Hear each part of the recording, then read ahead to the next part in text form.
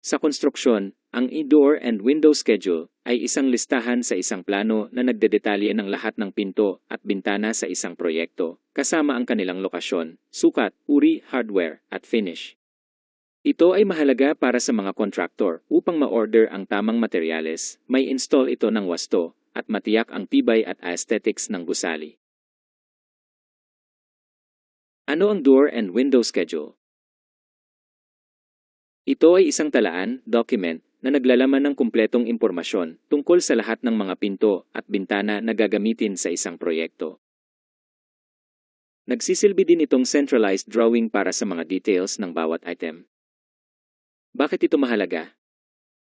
Una, dahil naglalaman ito ng mga detalyadong impormasyon, ang drawing na ito ay naglalaman ng iba't ibang uri ng pinto at bintana, ganun din ang lokasyon kung saang parte ito ng bahay nakalagay, mga sukat, at hardware gaya ng doorknobs at hinges o bisagra.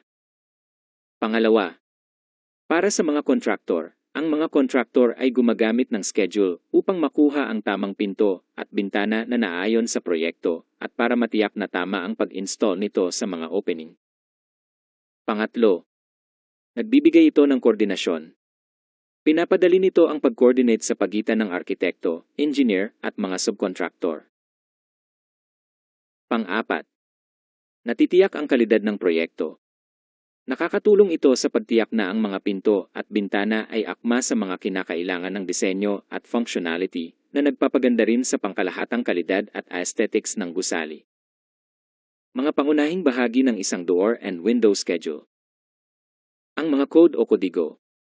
Narito ang karaniwang sistema ng paglalagay ng mga code sa doors at window schedule. D1, D2, D3, ang mga ito ay mga kodigo na kadalasang ginagamit na kodigo para sa mga pinto. At bawat magkakaibang uri ng pinto ay may kanya-kanyang sariling kodigo. Kadalasan ang pinakamalaking sukat ng pinto ang tinatawag na D1. Window 4, Window 5, Window 6. Ang mga ito naman ang mga halimbawa ng kodigo na ginagamit para sa mga bintana. Ang bawat magkakaibang uri ng bintana ay may kanya-kanya ding sariling kodigo. Kadalasang ginagamit din ang kodigong Window 1 para sa pinakamalaking sukat ng bintana. Ang pagbibigay ng kodigo sa drawing ay nakadepende sa properties ng bawat pintuan at bintana. Ibig sabihin nito na kapag magkaiba ng uri, magkaiba ng sukat, at magkaiba ng materyales ay magkaiba ng kodigo na ibibigay. At ang magkakaparehas naman ng uri, sukat, at materyales na ginamit ay may pare-parehong kodigo. Ang gagamiting kodigo sa floor plan ay pareho din kodigo na gagamitin para sa doors and window schedule. Kung ang kodigo sa floor plan ay nasa loob ng hugis bilog, dapat ito ay nasa loob din ng hugis bilog para naman sa schedule. Ang mga kodigo na door 1 ay kadalasang nakalagay sa mga pintuan kagaya ng main door o main entrance. Bahagi din ng doors and window schedule ang mga dimensions o sukat. Ang mga door 1 ay may standard na sukat mula 0.9 meter hanggang 1 meter. Ang mga pintuan naman sa bedroom, kitchen, at iba pang bahagi ng bahay maliban sa toilet and bath ay may standard na lapad mula 0.8 hanggang 0.9 meter. Ang mga pintuan naman sa toilet o comfort room ay may lapad mula 0.6 hanggang 0.7 meter. Ang mga pintuan ay may standard na taas mula 2 meters hanggang 2.1 meters. Ang mga bintana naman ay depende sa paglalagyan nito. Kung ito ay ilalagay sa living room, ito ay kadalasang may lapad mula 1.2 meters hanggang 1.8 meters. Pagdating sa taas, maaaring taas nito ay mula 1.2 hanggang 1.5 meters.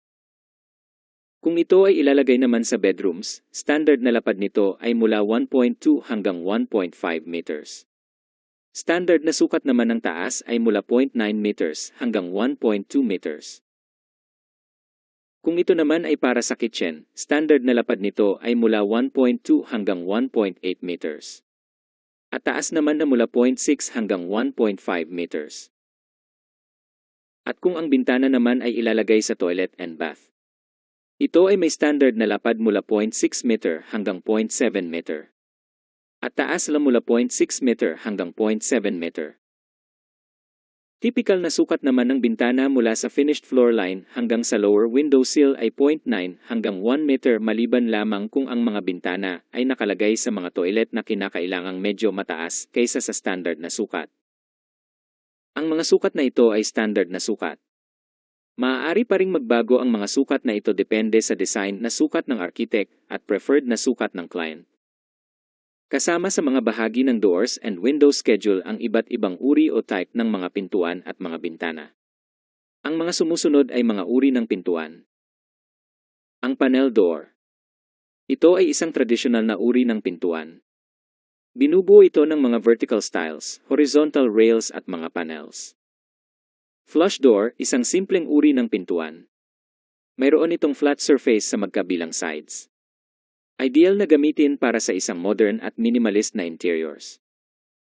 Composite door, ito ay klase ng pintuan na gawa sa pinaghalong materyales katulad ng wood, PVC, at glass. Hinge door, ito ay klase ng pintuan na ginagamitan ng bisagra o hinge. Bifolding door, ito ay klase ng pintuan na binubuo ng dalawang panels na parehong natitiklop. Revolving door, ito ay klase ng pintuan na binubuo ng 3 hanggang 4 na panels na naka-attached sa isang central shaft at umiikot. Dutch door, ito ay klase ng pintuan na nahahati sa 2 panels horizontally. At ang 2 panels na ito ay nabubuksan independently. Pivot door, ang ganitong klase ng pintuan ay napapaikot gamit ang pivot mechanism na nakalagay sa itaas at ibabang bahagi. Kaya nitong suportahan ang malaki at mabigat na panel. Sliding door, ang ganitong klase ng pintuan ay masasabing space-saving design. Mayroon itong panel na pwedeng i-slide horizontally. 2 ang panels nito kung ito ay double sliding door. Ang iba pang klase ng pintuan ay ang mga sumusunod, ang accordion door, ang pocket door, at French door. Ang mga sumusunod naman ay ilan sa mga uri ng mga bintana. Hang window, ito ay klase ng bintana na nai-slide vertically. Tinatawag na single hang window kung ang bintana ay may isang panel lamang na nai-slide at double hang window naman kung 2. Horizontal slider window, ito ay mas kilala sa tawag na sliding window. Ini-slide ito horizontally. Typical na uri ng bintana sa mga modern homes. Steel casement window, ito ay klase ng bintana na yari sa bakal, kadalasang binubuo ito ng steel frame at mga panel. Bawat panel ay may mga bubog na 6 mm ang kapal. Awning window, ang ganitong klase naman ng bintana ay bintana na mayroong bisagra sa taas na bahagi. Nabubuksan ito pataas. Mainam ang ganitong bintana kapag umuulan. Hopper window, kabaligtaran naman ito ng awning window dahil ang bisagra nito ay nasa baba at binubuksan ito pababa ngunit paloob ng bahay. Fixed window, ang ganitong klase ng bintana ay hindi nabubuksan o naisarado. Mayroon itong bubog na permanenteng nakasealed sa frame nito. Jalousie window, ito ay klase ng bintana na binubuo ng mga parallel glass o wooden slats na nakaset sa frame. Ang mga slats na ito ay nabubuksan at naisasara gamit ang crank o lever. At bay window, ito ay structure ng bintana na nakaprojects palabas mula sa wall. Kasama din sa bahagi ng doors and window schedule ang mga lokasyon at bilang. Halimbawa sa schedule na ito ng pintuan, makikita natin na ang lokasyon ng door 1 ay matatagpuan sa main entrance. Ang door 2 naman ay sa bedroom at sa exit. At ang door 3 naman ay sa toilet and bath.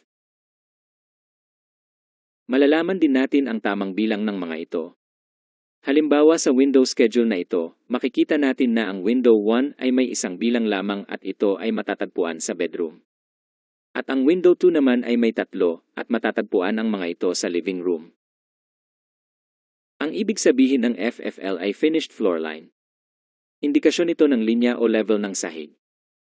Ang simbol na ito ay nangangahulugan na ang panel ng bintana ay nai-slide patungo sa direksyon ng arrow. At ang letter F naman na ito kasama ang ilang guhit na nakaslant ay simbol ng glass material. Sa pag-drawing ng doors and window schedule, mainam na gumamit ng iba't ibang thickness ng lines. Mainam na gumamit ng thick lines para sa mismong drawing ng pintuan at bintana kagaya ng outer frame nito, ganun din sa lahat ng lettering na isasama sa drawing. Manipis naman na thickness ng lines para sa mga detail ng glass at mga dimensions nito. Dahil ito ay isang scheduled drawing, mainam na i-present ito ng nakatable. Angkop ang scale na 1:40 o 1:30 para sa drawing na ito.